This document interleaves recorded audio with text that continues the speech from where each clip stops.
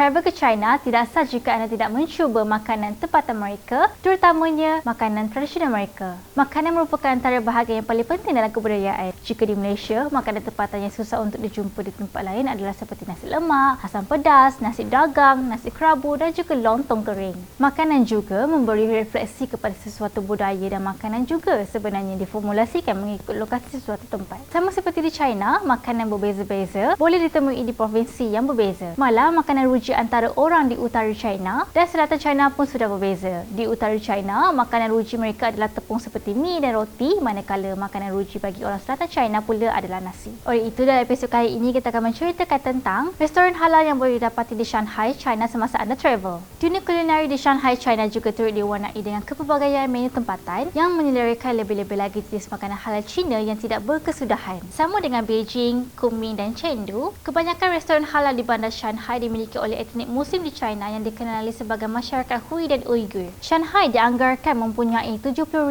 penduduk beragama Islam dan makanan halal boleh ditemui di sekitar tempat tarikan utama atau kawasan kejuruan Islam yang berhampiran dengan masjid. Selain itu, bagi memudahkan para pelancong, kerajaan China telah meminta para peniaga restoran yang diiktiraf halal untuk memaparkan tulisan halal dan huruf Jawi atau Kinzan yang bermaksud halal pada papan tanda dan menu mereka. Terdapat beberapa restoran halal yang boleh dikunjungi sekiranya berada di Shanghai, China, antaranya ialah Yeshari Restaurant. Yeshari Restaurant yang dikatakan mempunyai 15 cawangan di sekitar Shanghai sering menjadi pilihan bagi para pelancong untuk menikmati makanan halal. Hal ini kerana selain menyajikan makanan halal, Yeshari Restaurant juga dikatakan menyediakan hidangan makanan tradisional Xinjiang dengan harga yang berpatutan. Seterusnya, Hongchangshin Restaurant. Hongchangshin Restaurant ini merupakan antara restoran halal tertua di bandar Shanghai dan telah wujud sejak tahun 1891 lagi. Melalui kewujudan restoran ini, dapat dilihat bahawa negara China sememangnya telah memberi sokongan penuh kepada kehidupan Muslim, khususnya di Shanghai sejak dahulu lagi. Bukan itu sahaja, negara China juga dilihat tidak melakukan sekatan terhadap kaum Muslim yang ingin berniaga ataupun membuka restoran di negara tirai bambu itu. Restoran halal lain yang boleh dikunjungi juga adalah Pasar Makanan Muslim Shanghai atau juga lebih dikenali sebagai Masjid Hushi. Masjid Hushi terletak di Shangdai Road dan merupakan masjid yang penting di bandar Shanghai. Difahamkan pada setiap hari Jumaat, kawasan Masjid Hushi yang tenang kebetulan menjadi sibuk dan meriah dengan ramai peniaga yang menjual makanan halal. Disebabkan peningkatan penduduk yang beragama Islam di China, negara China telah membuka peluang bagi ramai peniaga untuk membuka restoran dan menawarkan hidangan halal. Hal ini kerana negara China telah melakukan kesamarataan untuk semua penduduk yang berada di China sekaligus menguatkan lagi perpaduan dan penyatuan penduduk Muslim dan bukan Muslim. Dengan beraneka makanan yang ditawarkan, maka tidak heranlah negara China sering menjadi pilihan lokasi pelancongan yang utama. Hal ini kerana selain boleh menikmati makanan halal, para pelancong juga boleh menikmati keindahan semula jadi,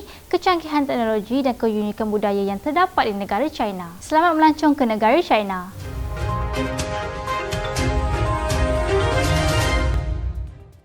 Channel China Kini ini akan memaparkan info-info berkaitan pembangunan, ekonomi, sukan, pelancongan, kecanggihan sains dan teknologi yang terdapat di negara China. Untuk perkongsian lebih banyak info menarik, jom subscribe channel China Kini ini. China, inspirasi dunia.